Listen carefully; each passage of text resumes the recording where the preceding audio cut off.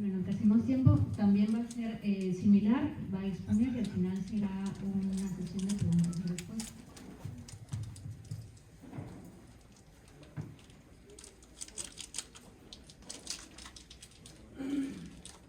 Bueno.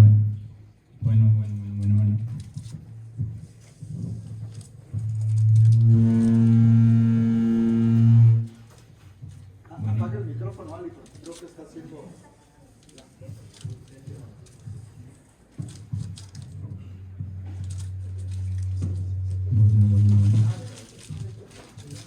Bueno.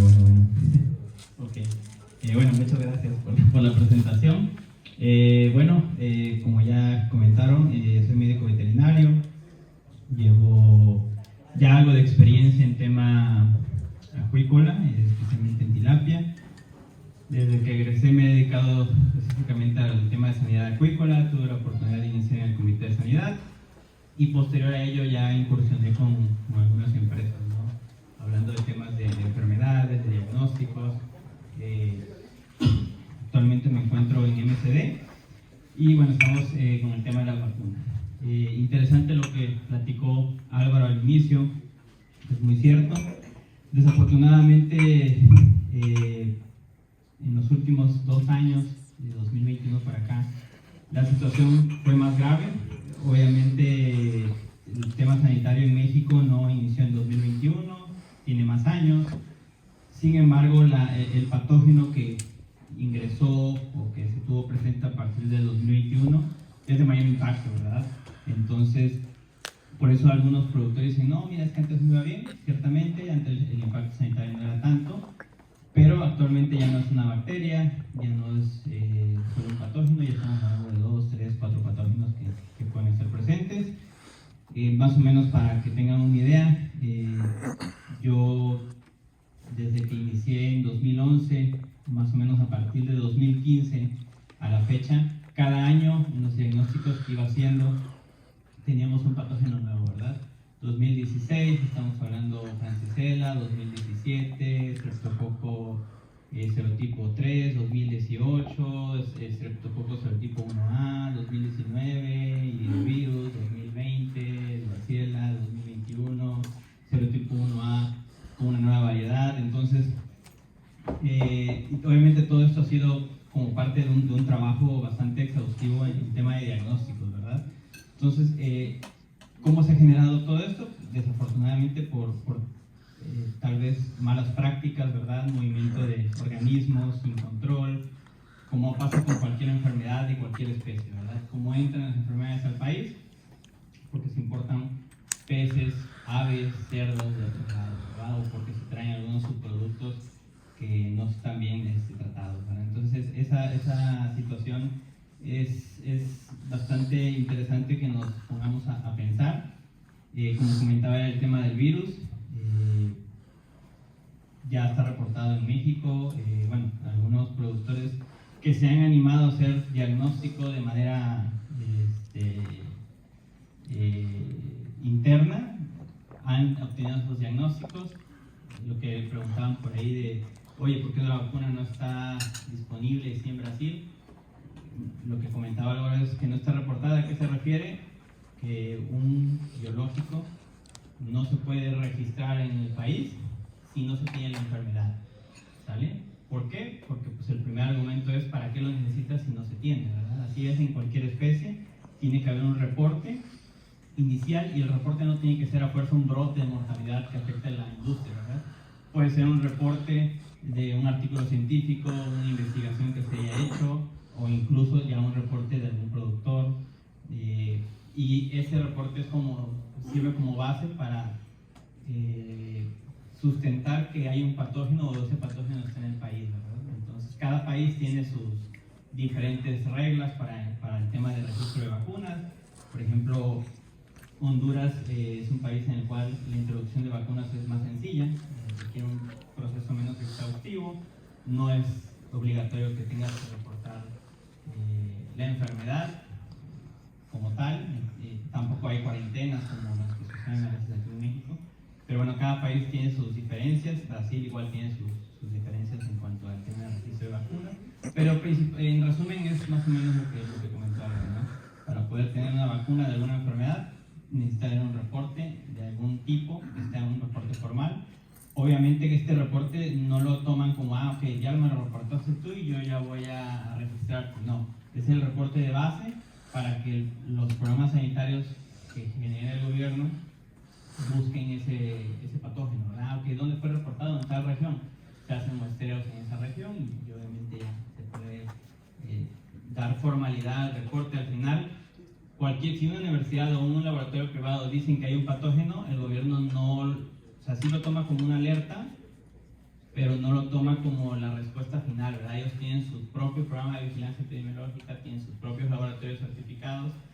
Entonces, por ejemplo, hace ya algunos años, no sé si recuerdan que fue lo del TIL-B, que sonó y que salió en todos lados, que el TIL-B estaba. ¿Cómo inició? Con una mortalidad en un sitio de producción.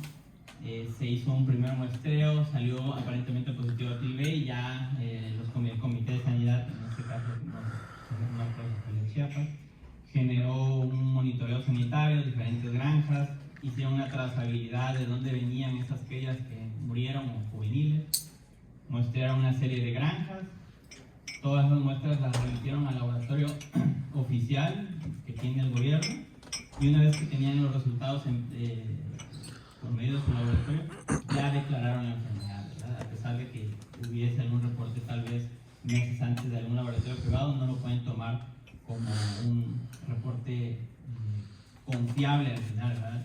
Y esto así funciona, ¿verdad? Así funcionan los reportes en los diferentes países. Siempre el país tiene que tener su propio resultado. Pero bueno, ya entrando un poco en el tema de vacunación, vamos a hablar sobre vacunas y un poco más también sobre bioseguridad, porque la vacunación no es la única medida de prevención, ¿verdad? Tenemos otras medidas que tenemos que implementar. Y antes que nada hablar un poco de qué es la vacunación y cómo funciona, ¿verdad? Ahí tenemos el concepto: cualquier preparación destinada a generar inmunidad, que es protección contra una enfermedad específica, estimulando la producción de anticuerpos, ¿verdad? Es una suspensión de microorganismos muertos o atenuados, o de productos derivados de microorganismos, que es el antígeno, y estos antígenos van en un adyuvante, que es el vehículo por el cual se introduce el antígeno, ¿verdad? Aquí tenemos tres conceptos que ya hablamos ahorita: antígeno, adyuvante y anticuerpo, ¿verdad? Al final lo que se busca con las vacunas es que se produzcan anticuerpos contra una enfermedad específica, ¿verdad? Si yo vacuno contra estreptococos, tal serotipo, solo voy a tener la protección contra ese serotipo, ¿sale? ¿Qué quiere decir esto? Si llega una aeromona, si llega una Klebsiella, si llega otro serotipo de estreptococos, me va a generar mortalidad porque la inmunidad es específica. Y hablando un poco más de vacunación en general, pues bueno, la vacunación está bastante difundida en diferentes especies, incluyendo obviamente al humano, y es la medida número 1 para control de enfermedades. Por ejemplo, en el tema del COVID, los casos de mortalidades a causa del COVID fueron reduciendo a partir de que, bueno, se empezaron a generar las campañas de vacunación. Y hablando ya a niveles productivos, si ustedes tienen oportunidad de platicar con alguna unidad de producción intensiva de aves, cerdos, bovinos o lo que ustedes busquen de animales productivos, van a escuchar que los vacunan, ¿vale? No hay una sola unidad que sea de producción intensiva que pueda sobrevivir a las enfermedades sin vacunar, ¿vale? Eso hay que tenerlo claro, es importante saberlo. Ciertamente existen los antibióticos, vamos a hablar un poquito en la siguiente diapositiva sobre los antibióticos, pero tenemos que tener claro esto, ¿verdad? La acuacultura que nosotros queremos hacer no es de traspatio, ¿verdad? No es nada más de autoconsumo, de pongo 5, 10, 20, 100 tilapias ahí en un estanque y cuando lleguen al peso, cuando sea que lleguen, voy y saco unas y si me sobra algo lo vendo. Lo que queremos es una acuacultura comercial, ¿verdad? Para que sea viable, tiene que haber producción en volumen, porque la producción en volumen es la única manera de que yo pueda bajar mis costos, ¿verdad? ¿Por qué? Porque hablando en estanquerías, si yo prendo un blower para un solo estanque, pues obviamente está gastando mucha luz para un solo estanque, ¿verdad? Tengo que tener varios estanques para que esto funcione, ¿verdad? Si yo tengo un trabajador que solo me alimenta 3 estanques, pues tampoco, ¿verdad? Porque estoy subutilizando esa mano de obra, ¿verdad? Entonces necesitamos producir en volumen para que nosotros podamos ser rentables. Entonces no estamos hablando de una acuicultura de unos cuantos peces, sino ya una población tal vez semi-intensiva o intensiva, y si yo no tengo medidas de bioseguridad, simplemente el patógeno que entre pues va a hacer su trabajo bastante bien, ¿verdad? ¿Por qué? Porque los peces son susceptibles, porque no utilicé ninguna medida para prevenir que esa enfermedad se desarrolle. Ahora la pregunta, ¿verdad? ¿Vacunas o antibióticos? Y aquí lo primero que quiero mencionar es que son dos cosas distintas, completamente, ¿sale? Una cosa no sustituye a la otra. No les puedo decir, si ustedes vacunan jamás van a utilizar antibióticos. Lo mismo decir, ustedes usan antibióticos jamás van a necesitar vacunas. Porque los objetivos son distintos. Primero, la vacuna es preventiva, ¿sale? Quiere decir, yo voy a vacunar a mi pez o a algún otro animal con el objetivo de que ese pez desarrolle inmunidad específica contra la enfermedad, ¿verdad? En este caso, vamos a hablar de una bacteria. Y estreptococos, porque es lo que está hablando. Vacunamos contra estreptococos a una población, esa población empieza a generar inmunidad y obviamente si el patógeno está presente en el agua, si el patógeno llega a mi cultivo, pues los peces tienen cómo defenderse contra la presencia de ese patógeno. ¿Y cuándo va a pasar eso? Cuando entremos a la época de desafío, ¿verdad? La época de desafío es época de calor. El estreptococos crece excelentemente bien a partir de los 28 grados, ¿no? Casi todo el año estamos en esa temperatura, pero llegando a junio, julio, pues llegamos más arriba, a 30 grados, 31 grados. Mientras más caliente esté el ambiente, más fácil estreptococos va a crecer, ¿verdad? Y va a desarrollar la enfermedad en los peces. Entonces, ese es el primer punto, que son preventivas, ¿verdad? Obviamente existen enfermedades bacterianas y virales. En México no hay vacunas contra virus en el caso de peces.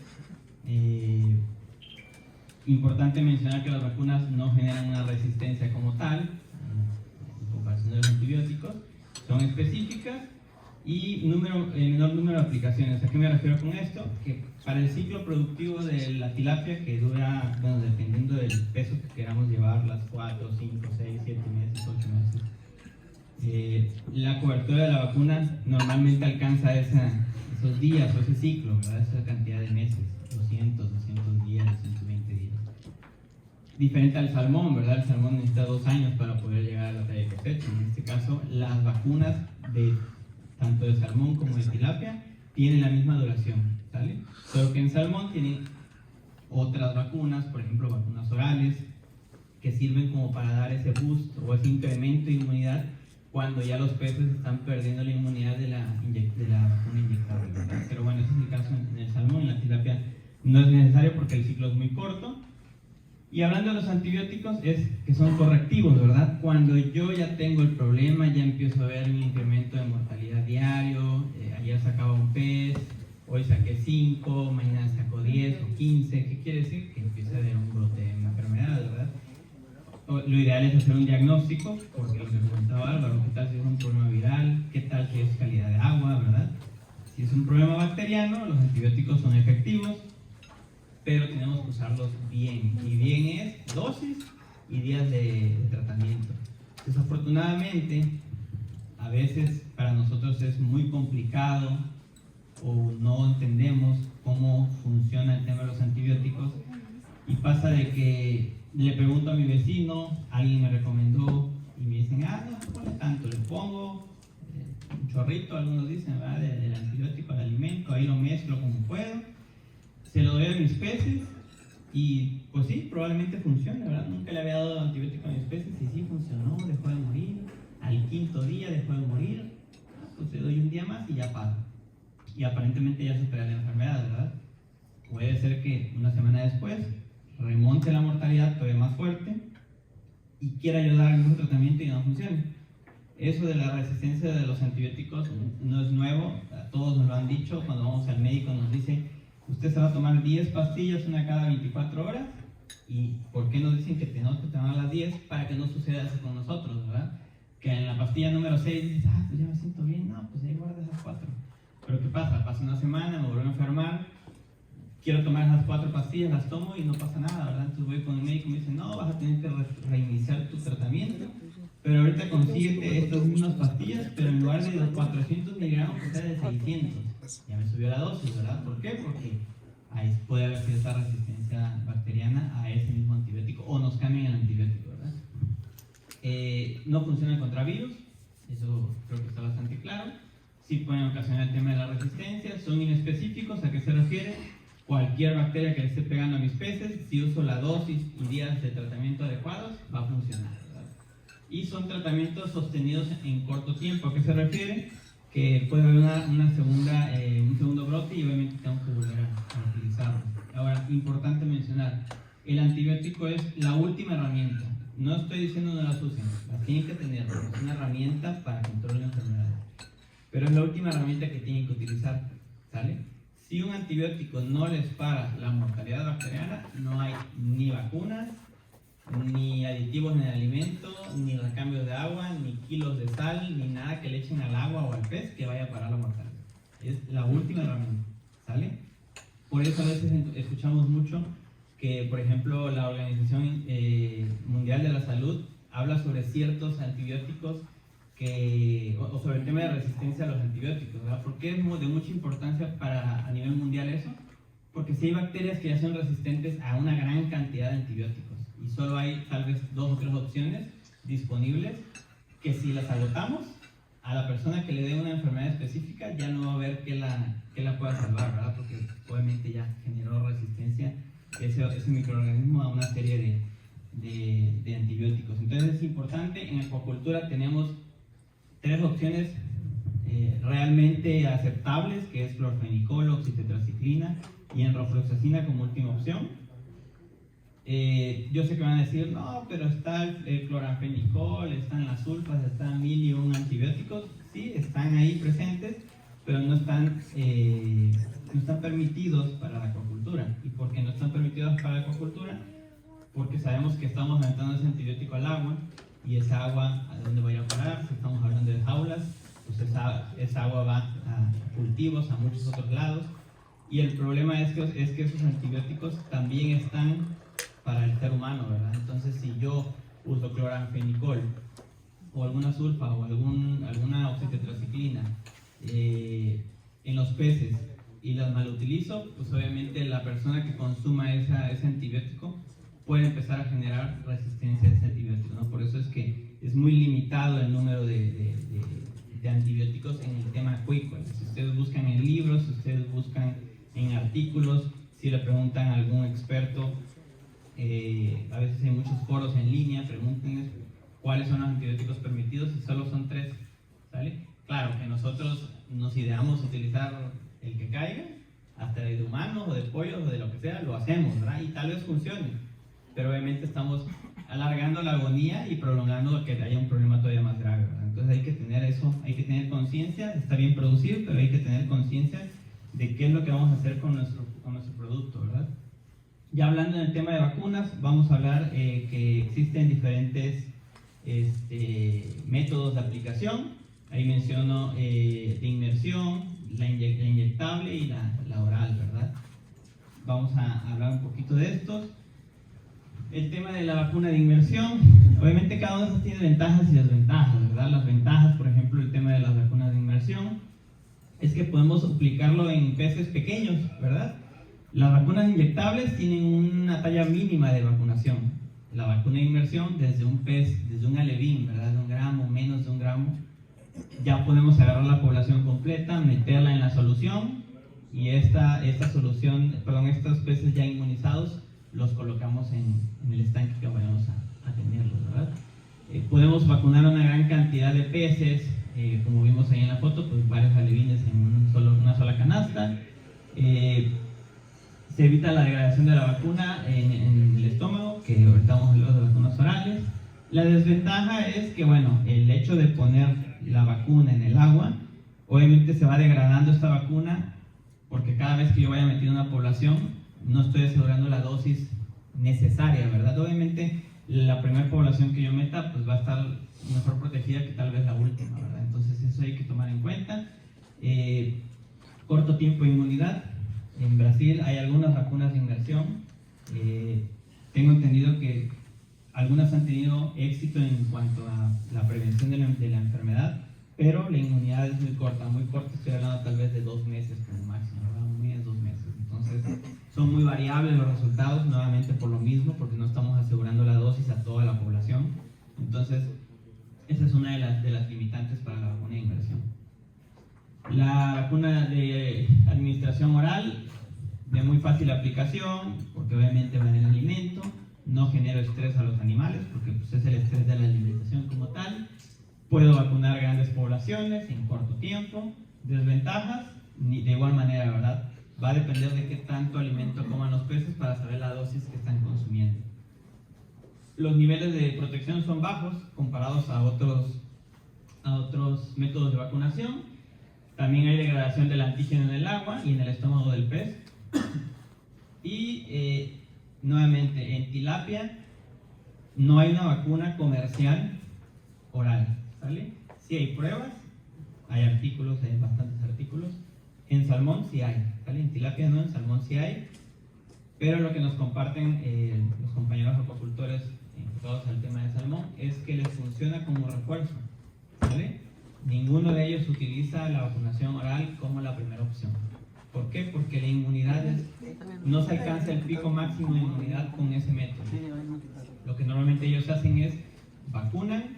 Bueno, en el salmón hay más alternativas. Hay vacunación de los peces. Se alcanza el punto máximo de inmunidad que va avanzando a lo largo de los meses, y cuando ya tienen contemplado que la inmunidad empieza a descender, dan la vacuna oral para prolongar un poco más esa inmunidad, ¿verdad? Entonces, ¿por qué? Porque es muy complicado sacar el salmón de 1 kilo, 1,5 kilos para volverlo a vacunar, ¿verdad? A pesar de que tienen mucha tecnología, la logística es un poco complicada. El otro punto es el tema de la vacuna intraperitoneal, que es el método más difundido a nivel mundial entre las especies que son productivas.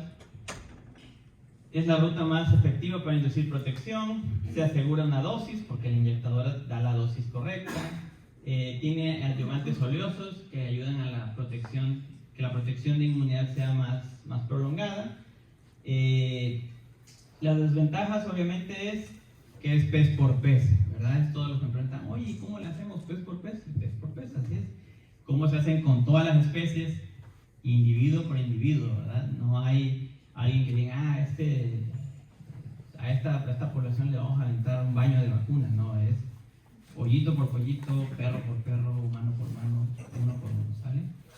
¿Qué otra desventaja? Obviamente hay un estrés por el manejo, que esto va a depender mucho si afinamos la técnica de vacunación, el manejo de las poblaciones. Y bueno, la otra desventaja que les platicaba, ¿verdad? Que tiene que ser un juvenil, no puede ser un alevín. La talla mínima es de 15, tal vez nos podemos ir hasta 12 gramos con una aguja más pequeña, pero menos de eso no es viable porque se empieza a generar mucha mortalidad por daño físico, ¿verdad? Al momento que uno inyecta, hay lesiones en hígado, en estómago, incluso peces de 30 gramos. Ha pasado de que en la vacunación dañamos algún órgano que no se debería dañar, ¿verdad? Pero obviamente es un proceso bastante rápido porque son poblaciones de 5, 10, 15, 20, 80 mil animales que tienen que vacunar a veces en un solo día, entonces hay que ir a un ritmo y eso no nos permite estar vacunando peces tan pequeñitos. Bueno, es como el resumen, ¿no? De ventajas, desventajas y los métodos, ¿no? Y para que ustedes sepan que la vacunación tiene varias alternativas. En México, la parte triste, solo hay vacunas inyectables. Nos encantaría tener una vacuna de inmersión, la verdad, porque podríamos hacer protección a peces muy pequeños, pero bueno, no se tiene. ¿Por qué no se tiene? Bueno, porque si la vacunación por inyección no está tan difundida, ¿vale? No es un método que digamos, el 80%, el 50% de la población de tilapias en México está vacunada, pues obviamente no se abre el camino para otros métodos, ¿verdad? De prevención, ¿verdad? Si hablamos de, como comentaba Álvaro, Brasil, ¿por qué comentamos mucho Brasil? Porque es referencia, ¿verdad? Colombia también es referencia, ¿verdad? Son 2 países que han evolucionado muy rápido en el tema acuícola, en el tema de implementación de tecnología, tecnificar el proceso, Ellos, Brasil, el 80-85% de la población de tilapias que están cultivadas están vacunadas. Colombia, tal vez el 70%, ¿verdad? Están vacunados. Hay algunas excepciones todavía. En Brasil hay 4, 5, 6 laboratorios o marcas de vacunas. Colombia igual hay 3, 4 más o menos. En México no tenemos eso, ¿verdad? En México hablamos de vacuna y todos así como que es como que te quedan viendo raro, ¿verdad? Y más si les dices que es pez por pez, ¿verdad? Les espantas, no, ¿eso cuándo? Hasta me ha tocado ver ahí en Facebook, ¿verdad? Que ponen alguna publicación y hasta dicen, nah, ¿cómo pez por pez? Pues sí, pez por pez. ¿Cómo evisceran a los peces? Pez por pez, ¿verdad? Lo único que no hacemos pez por pez es alimentarlos, ¿verdad? Pero todo lo demás, al momento de la venta, es pez por pez. Entonces, tenemos que empezar a voltear a ver a estas tecnologías si queremos seguir creciendo, ¿verdad? De 2021 para acá, estoy seguro que todos los que están aquí vinieron porque las mortalidades ya no son de un pez diario, 2 peces. Estamos hablando de que a mi cosecha yo esperaba, no sé, 1 tonelada y saqué 200 kilos, ¿verdad? Lo mismo que le está pasando a ustedes, está pasando con las jaulas, allá es todavía más grave. Sobrevivencias del 20, 25 y si bien les va 30%, esos son los reportes que a mí me dan el productor, ¿verdad? Y productores que llegan al 30, 40%, tal vez 50% son claros. No, yo me la pasé todo el ciclo medicando. Ayer empecé con ciclina, les di 10 días, pasó como 3 semanas, volvió otra vez la enfermedad, ya no me funcionó ese, le pedí una sulfa aquí a la agropecuaria, le empecé a dar, se curó, pasó otro mes, volvió otra vez a dar y así se la llevo. Entonces, eso no es una estrategia para nada de manejo de enfermedad. No es una estrategia. Ahora, hay productores que si ustedes les preguntan, oye, ¿y te sirve el mismo antibiótico y la misma dosis? Ya no les sirve. Ya no les sirve porque no es el primer año que medican, ya estamos hablando de 2, 3, 4 años bajo la misma rutina y obviamente los antibióticos tienen un límite, ¿verdad? De efectividad y en dosis. Estreptococos, ya Álvaro nos permitió ver algunas imágenes. Creo que esto que vemos aquí es algo el listado que tenemos ahí son cosas que ya hemos escuchado, que ya hemos visto nosotros en nuestra granja. Los famosos peces que empiezan a dar vueltas o que de repente están nadando y tienen un nado muy rápido y se golpean contra el estanque, que cuando yo vendo mi producto resulta que el cliente hizo un corte ahí en el músculo y le salió ese absceso que está acá, que yo creo que al día de hoy ya varios lo han visto, es causado por estreptococos. Pueden decirles, no, pero es que eso puede ser causado por cualquier enfermedad. Sí es cierto, yo hace años me encontré un caso con aeromonas, o 2 creo, no más que eso, pero hay 99.5% de probabilidades que hoy en día esto sea estreptococcus, ¿sale? Porque es la bacteria que más afecta. Y no solo pensemos en México, ¿verdad? Porque dices, no, es que en otro país no me interesa saber, yo quiero saber en México. Pues es que tenemos que tener referencia de otros países porque estamos en el trópico. Todos los que están en el trópico tienen las mismas enfermedades, ¿verdad? ¿Cómo hacen los planes de control de enfermedades en humanos o en otras especies?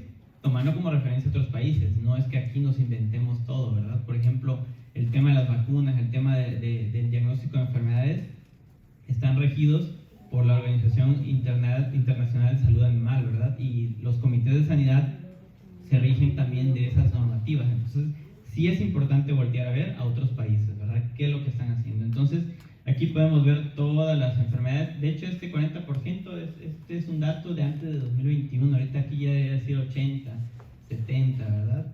Porque esa es la realidad.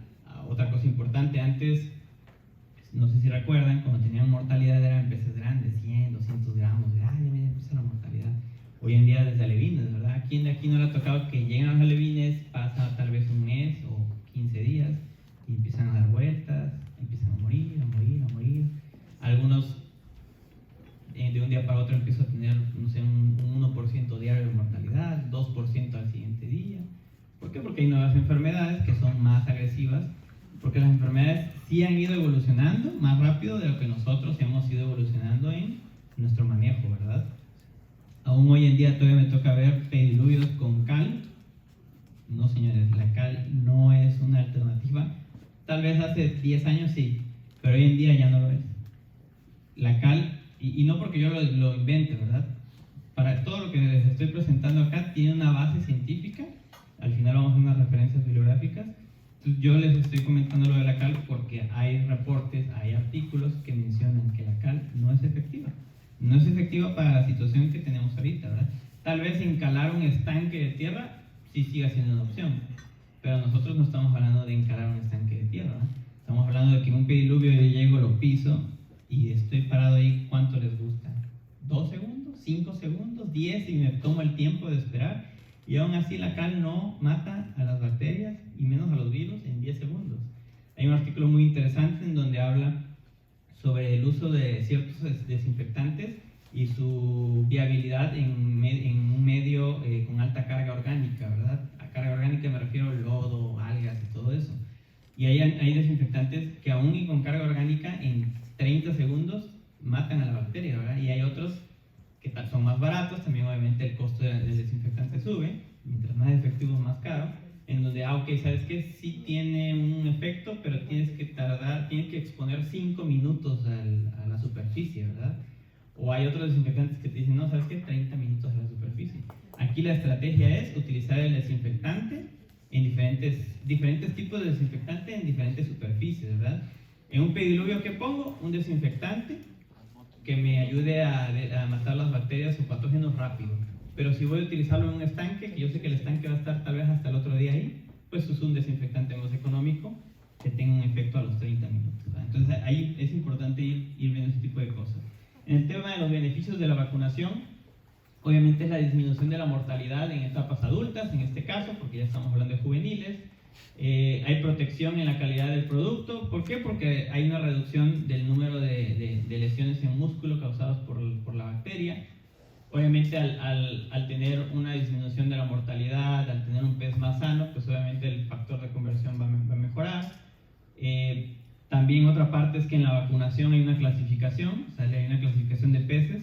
¿Por qué? Porque voy a sacar a todos los peces enfermos, deformes y pequeños, ¿verdad? Entonces, en el lote o estanque que yo forme con peces vacunados, va a haber una homogeneidad de tallas, ¿sale? Van a ir peces que yo sé que estaban sanos.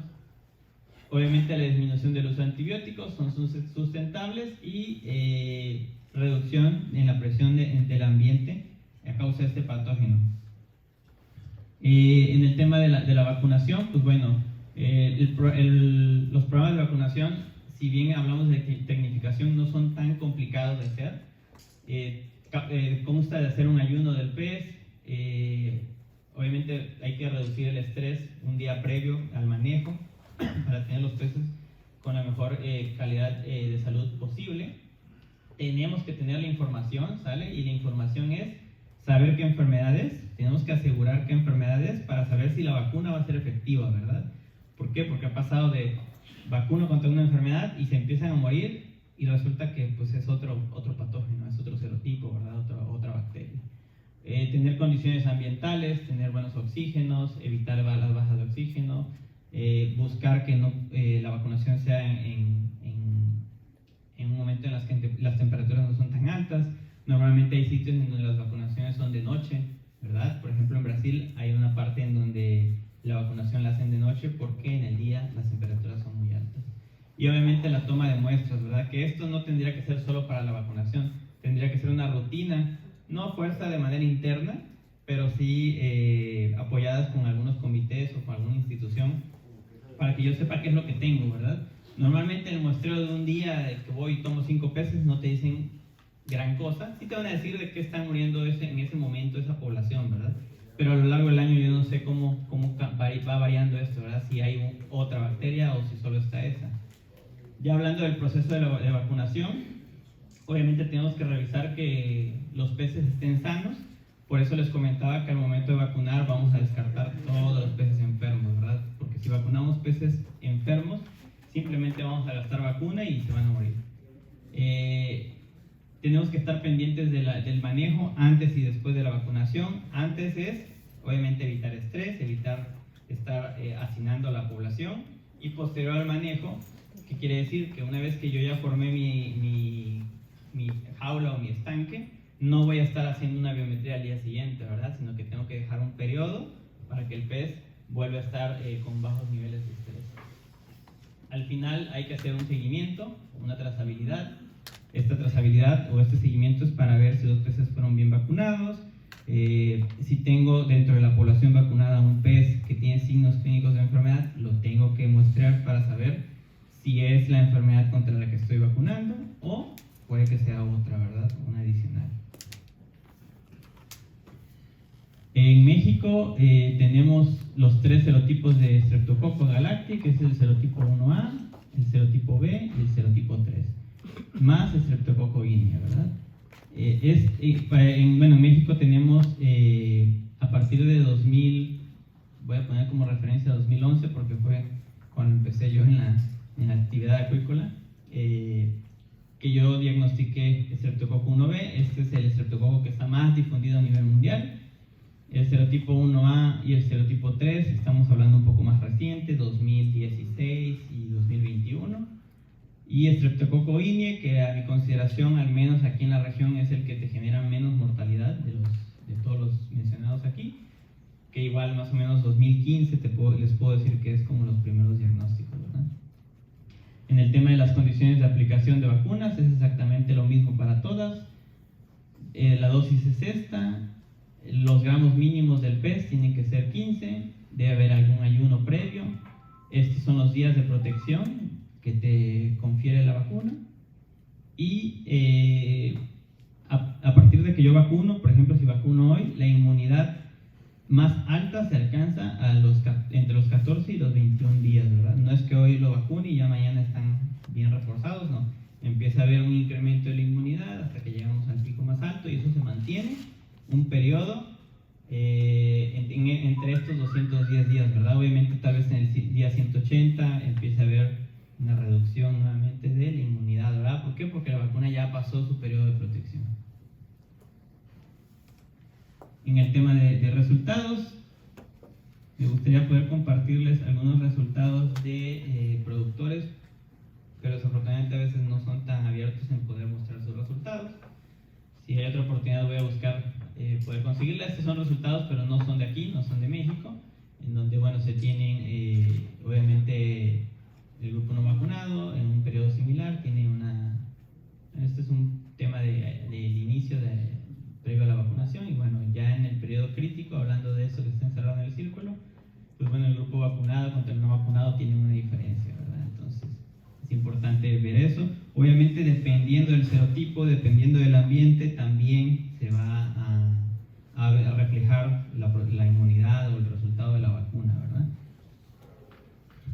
Hablando un poco más de medidas que son ideales para el tema de tener a los peces sanos, es el tema de bienestar animal.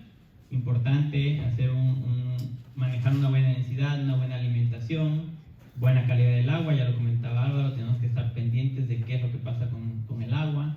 Y bueno, si vamos a manejar a los peces, pues que sea el menor tiempo posible. Hablando un poco del tema de bioseguridad, tenemos que tener medidas que nos eviten la introducción o la dispersión de enfermedades. Aquí tenemos que una unidad de producción tiene todos estos riesgos, ¿verdad? Fauna, agua, equipos, alimentos, personas, peces. Algunos de ustedes se preguntarán, oye, ¿y cómo habrá entrado Streptococcus a mi granja? Hay muchas maneras, ¿verdad? Tal vez la más probable sea el movimiento de alevines, pero también, por ejemplo, cuando cosechan biomasa, no sé si sea con todos, pero hay veces que llega el camión ahí a cargar, ¿verdad? Con la gente, con las taras, con el equipo, que tal vez el día de ayer se fue a Malpaso o a Peñitas a cargar, ¿verdad? Y ustedes creen que llegaron al final del día, lavaron el camión, desinfectaron todo. No lo creo. Entonces al día siguiente van a su granja, entra el camión con lodo, con las taras todavía, con las escamas de los peces de ayer, y ahí están trabajando. Entonces ya ustedes tienen el problema dentro de su granja, ¿verdad? O si por ejemplo ustedes venden alevines y van a entregar a algún sitio en los lagos, y pongo referencia a los lagos porque desafortunadamente ahí es donde inició todo el problema, y ustedes entregan alevines, los que entregan a veces con vines, cargan agua del lago, ¿verdad? En el bin porque van a aclimatar y vacían los peces, pero ese bin regresa a la granja, ¿verdad? Las bolsas, me ha tocado ver quienes recuperan sus bolsas porque ya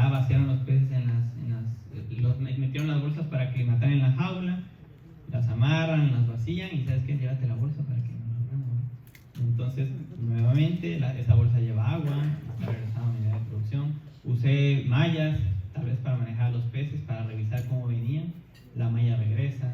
¿Sale? El tema de los virus, por ejemplo, hay que tener cuidado porque los virus, obviamente necesitan un hospedero, ¿verdad? Necesitan un pez para sobrevivir, pero hay virus que son viables o activos 1, 2 días o 3 días en una superficie húmeda, o pueden vivir en el agua un par de horas, ¿verdad? Que puede ser el tiempo que me tarde yo en regresar a mi granja y sacar mi material, ¿verdad? Entonces, las aves también pueden ser las aves las que pueden mover a los patógenos de un lado a otro. Entonces, sí hay una serie de factores que pueden causar ese problema. Y ahora, para todo esto, pues obviamente hay medidas, ¿verdad? Tenemos una lista de medidas que tenemos que fijar. Obviamente la vacunación, las cuarentenas, el retiro de la mortalidad, aplicar bienestar animal, calidad del alimento, desinfecciones, en todo lo que sea posible desinfectar, y que obviamente vaya a tener contacto con los peces, ¿verdad? Me gustaría aquí que levantara la mano quiénes de ustedes tienen, no un programa de bioseguridad, un pediluvio en su entrada de la granja. Pediluvio, o sea, un recipiente con desinfectante en donde yo ponga mis pies antes de entrar. Tapete sanitario. Nadie.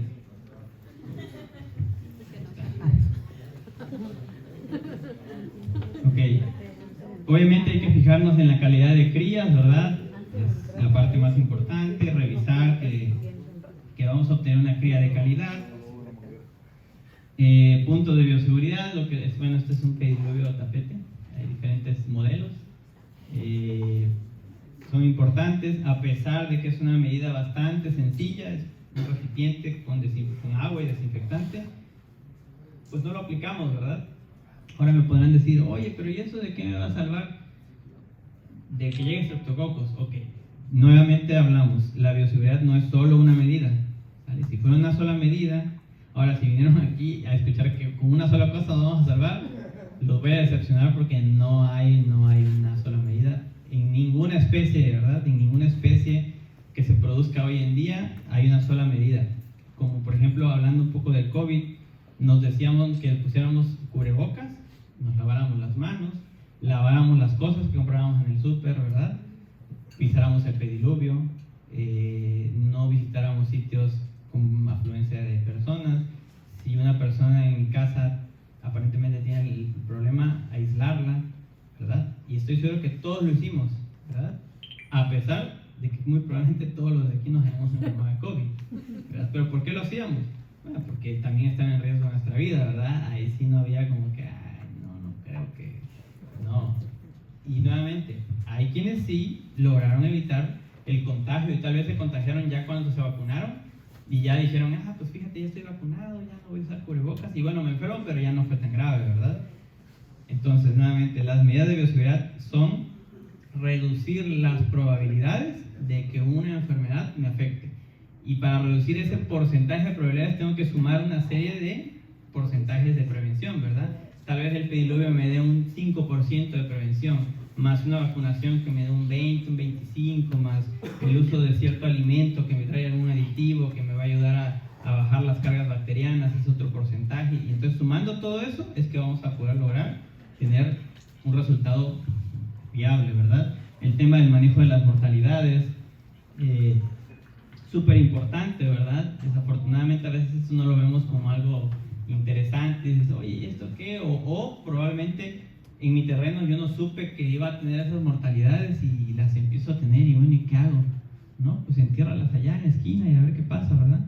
O algunos simplemente las desechan a un cuerpo de agua, ¿verdad? Entonces, obviamente si hacemos eso, estamos prolongando y incrementando las probabilidades de que se genere una mortalidad más fuerte, ¿verdad? Entonces, importante tener en cuenta todas estas medidas.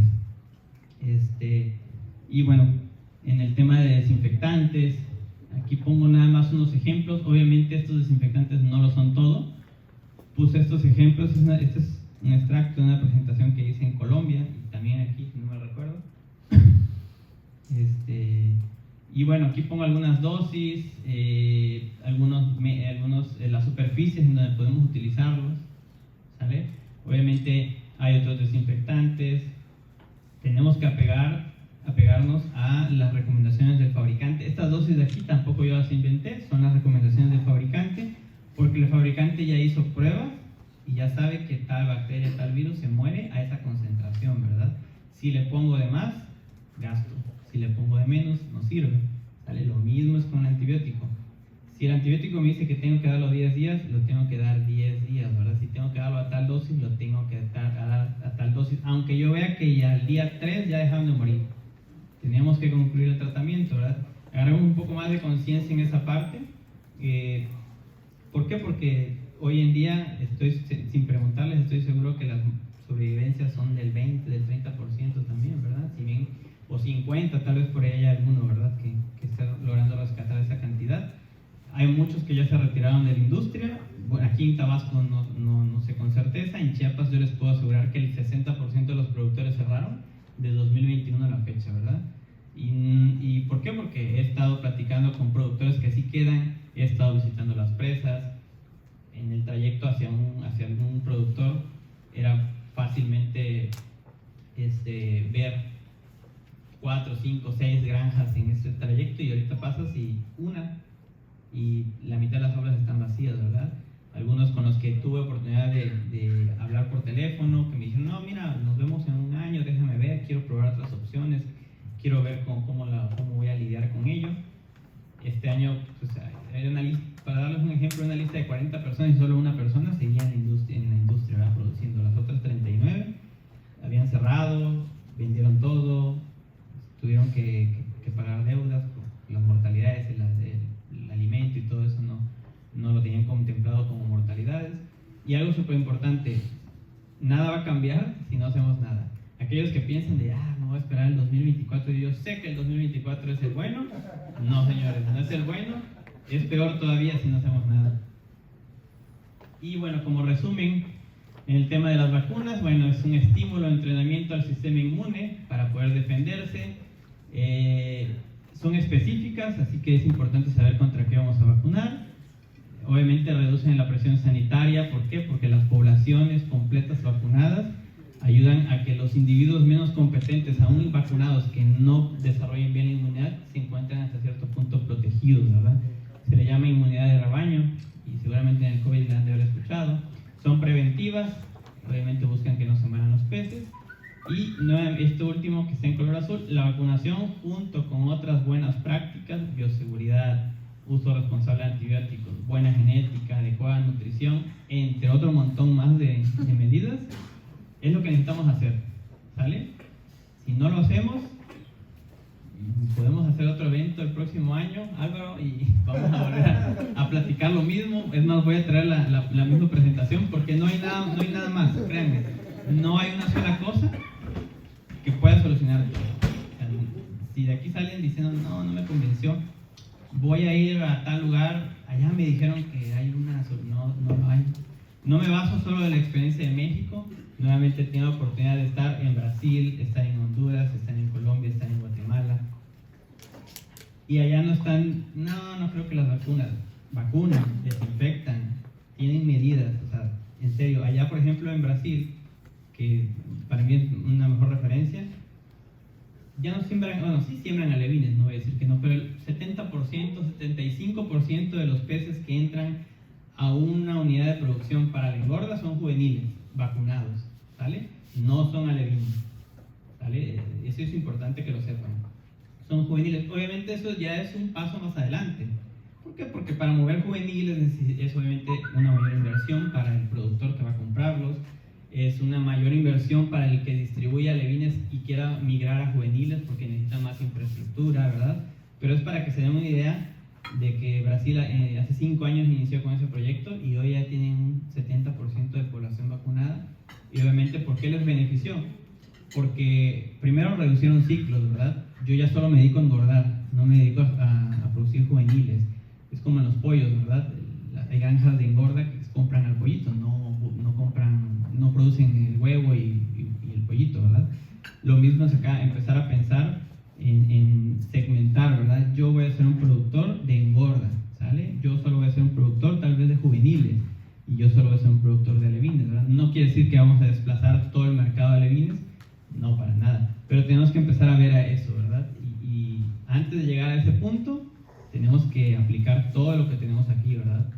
luego les hablo a ustedes de, vamos a venderles juveniles, ustedes van a decir, oye, ¿cuánto cuesta el juvenil? No sé, 8 pesos, 6 pesos. Uy, no, ¿cómo vas a creer que te pague un pez de 8 pesos? No lo vemos de buenas a primeras así porque nunca lo hemos hecho, ¿verdad? Pero si en otro lado está funcionando, porque aquí no. Hablando un poco de la acuacultura, en 2011 que inicié, 2010 que inicié, yo iba a Malpaso y nadie tenía jaulas, uno tal vez, ¿verdad? Pero de 2015 a la fecha, la fiebre de producir tilapia se disparó, ¿verdad? Y todos ponían jaulas y yo me dedicaba al ganado de leche y vendí todo el ganado, vendí las tierras y voy a poner jaulas porque a todos les está yendo bien con jaulas, ¿verdad? Pero si en 2005 yo hubiera llegado y le hubiera hablado a un productor, oye, vamos a hacer un proyecto en donde vamos a poner jaulas circulares con tambos de 200 litros flotando, con una malla protectora, una malla interna, una malla pajarera y vamos a aventar alimento, me hubiera tomado loco. Porque dicen, no, estás loco, ¿sabes eso qué? Pero a raíz de que llegó Acuagranjas o Rival Springs, que abrió ese panorama y dijeron, oye, si ellos lo están haciendo, ¿por qué nosotros no? ¿verdad? Lo mismo es con la vacunación, con la bioseguridad, con los juveniles, ¿verdad? Hay que saber que existe eso y obviamente ir en esa dirección, ¿verdad? Porque pues ese es el camino, ya otros lo probaron, ha funcionado y tenemos que intentarlo. Y bueno, por último, lo que les mencionaba de las referencias, ahí están. La información que vieron ahorita, vienen estas referencias, tal vez no todas, hay algunas que no están incluidas, pero es importante que lo sepan. Y bueno, mi contacto, si tienen alguna duda,